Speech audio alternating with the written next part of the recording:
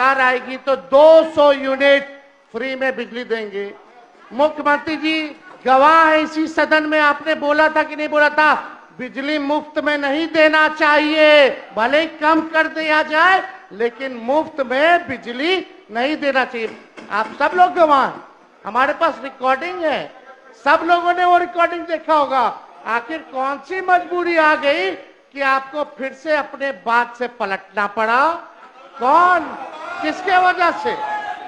तो हम ही ने क्या है 200 यूनिट, आप लोग कभी बोले 200 यूनिट, अभी कितना 125 यूनिट, तो हम बोले 200, तो इन लोग की 125 का है, 200 या उससे ज्यादा ही कर देते। चलो इसी बहाने बिहार के लोगों का तो भला हुआ। और हम जानते हैं अध्यक्ष महोदय कि बिजली मंत्री इसके खिलाफ थे, अड़े हुए थे, इनको पूरा मनाया गया है और ये अभी भी नहीं चाहते कि बिजली फ्री हो। तो अध्यक्ष महोदय अब हमने बोला युवा आयोग का गठन करेंगे, तो ये सरकार तुरंत कैबिनेट में चली जाती है कि युवा आयोग का गठन करेंगे। सम्राट चौधरी जी बैठे थे, हम बोले आप मेरा सारा चुनाव का मुद्दा छीन रहे हैं भाई, अब हम चुप रहेंगे, अब हम क्या करेंगे, नोटिफिकेशन के बाद ही ऐलान करेंगे। करने के लिए तो बहुत कुछ है। तो अध्यक्ष महोदय अब देखिए, हमने कहा माई बहन मान योजना लाएंगे, माई बहन मान योजना लाएंगे, हर महिलाओं के खाते में 2500 रुपए प्रति माह हम लोग देने का काम करें। महंगाई इतना है, मोदी जी इतना महंगाई कर दी है, कहीं जाइए हर चीज महंगा हो गया है, तो उनको कम से कम आर्थिक न्याय के जरिए हम लोग उन महिलाओं को खाते में देंगे। और आप अध्यक्ष महोदय ये सदन गवाह रहेगा, देखिएगा आने वाले समय में ये माई बहन मान योजना की भी चोरी करने का काम करेंगे ये लोग, वो काम जरूर। चलिए राम सिंह जी बैठिए। चलिए हमको अध्यक्ष महोदय क्रेडिट नहीं चाहिए, सारा क्रेडिट हम नीतीश जी को देने के लिए तैयार हैं। सब कुछ इन्हीं का किया हुआ भाई, कैबिनेट है, सब तो वही कर रहे हैं, लेकिन विजन किसका है ये किसने बोला? तो आप लोग तो पीछे पीछे कर रहे, अच्छी बात है। 1 करोड़ रोजगार देंगे, 1 करोड़ रोजगार, यानी मोदी जी वाला रोजगार की पकौड़ा तल के खाओ, ये भी रोजगार की परिभाषा है, मोदी जी ने बोला है भाई। मोदी जी झूठ बोलते हैं क्या? नहीं ना बोलते हैं। आप कितना लोग को आप लोग पकौड़ा तलवाइएगा या क्या करवाइएगा, भूजा बिचवाइएगा, तो वो तो भगवान जाने, लेकिन कम से कम इतना तो स्वीकार आप लोगों को करना चाहिए। आप लोग बुजुर्ग हैं भाई हमसे, हम इतने छोटे हैं उम्र में, कम से कम शाबाशी तो आपको देना चाहिए कि हाँ भाई तेरा विचार अच्छा है, इतना तो आगे बढ़ाने के लिए कीजिएगा ना। तो देखिए अध्यक्ष महोदय, हम लोग चाहते हैं कि बिहार का भविष्य जो है बेहतर, लेकिन नकलची सरकार है अध्यक्ष महोदय। आज विजय चौधरी जी बोल रहे थे कि हम ही लोगों ने जो है जाति आधारित गणना कराया, उसमें हम भी थे, आप थे नहीं, आप इधर इधर देख के कह रहे थे, आपके दोनों तरफ हुए लोग थे, इसमें उनका क्या भूमिका है? हम ही लोग की ना भूमिका है, और हम लोगों का एजेंडा था ना।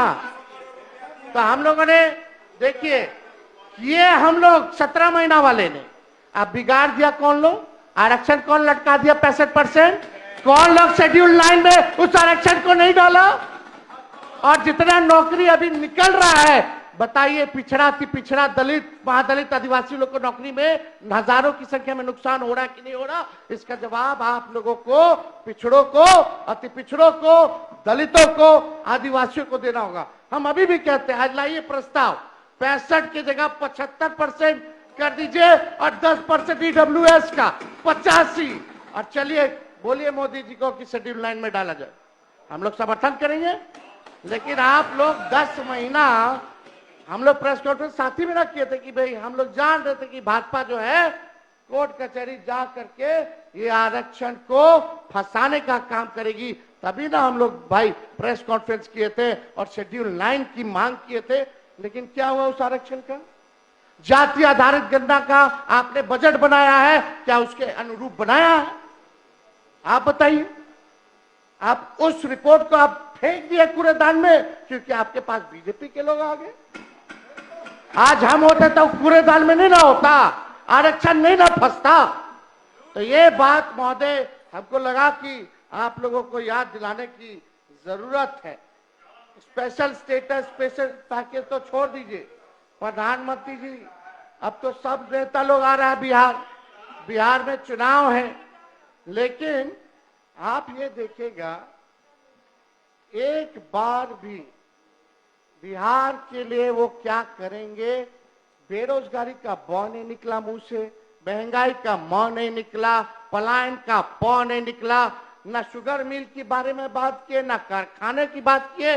बताइए ईमानदारी से, बिहार सरकार से हम जानना चाहते हैं कि गुजरात को कितना मिला और बिहार को कितना मिला। खाली 2 स्टेट का बता दीजिए कंपैरिजन में। बिहार को क्या मिल रहा है? कुछ नहीं मिल रहा है, केवल वही रिपैकेजिंग हो रहा है, हर चीज हो रहा है, केवल ठगने का। अरे आप लोग अपने नेता को क्यों डिस्टर्ब कर रहे हैं? अपने ही नेता को डिस्टर्ब कर रहे हैं। अध्यक्ष महोदय, प्रधानमंत्री जी आए तो बहुत सुन के हमको अच्छा लगा। उन्होंने कहा कि रेलवे का इंजन अब बिहार में बन रहा है, विदेश जा रहा। वो रेलवे का कारखाना कौन लाया? लालू जी ने लाया। आज देश भर में अगर रेलवे का पहिया बन रहा है, रेलवे दौड़ रही है, तो पहिया का कारखाना कौन लाया? लालू जी ने लाए। और कौन लाया? मधेपुरा में हो, मढ़ौरा में हो, ये कौन लाया? या पहिया कारखाना हो, इंजन का हो, ये तो लालू जी का देन है। तो प्रधानमंत्री जी के मुंह से लालू जी का तारीफ क्यों नहीं निकला? वो तो प्रधानमंत्री जी की देन नहीं है जो इंजन बन करके विदेश जा रहा है, तो वो तो लालू जी की देन है। तो इस पे जो है उनको बताना चाहिए था महोदय। तो कुछ नहीं। और आज अच्छा है कि आज हम लोगों का अंतिम भाषण है इस सत्र का, इस सदन में। लेकिन एक बात है, परिवारवाद के खिलाफ तो लोग बहुत बोलते हैं। नेशनल दामाद अलायंस या नेशनल दामाद आयोग, उधर मांझी जी का दामाद जी फिट हो गए, इधर अशोक चौधरी जी के तो आरएसएस कोटा से हुए, आरएसएस कोटा से इनके दामाद आरएसएस कोटा से हुए, और चिराग पासवान जी के जीजा हो गए। क्या बात है? आप प्रधानमंत्री जी, अब आप लोगों को परिवारवाद नहीं दिख रहा? आप परिवार पे ज्ञान नहीं दीजिएगा? अब तो आपको बताना होगा कि आपके सरकार में नीतीश कुमार जी के रहते हुए आरएसएस कोटा भी चल रहा है। अब आने वाला समय में कौन कौन कोटा से किसको किसको टिकट मिलेगा, कौन कौन मंत्री होगा, कौन कौन आयोग का मेंबर होगा, ये तो बिहार की जनता तो जानना चाहती है। तो बताना चाहिए कि आखिर क्या सच्चाई है। ये नेशनल दामाद आयोग बोला जाए कि नहीं बोला जाए, या नेशनल दामाद अलायंस ही बोल लीजिए, क्योंकि सब दामाद लोग तो एक ही साथ आ गए हैं।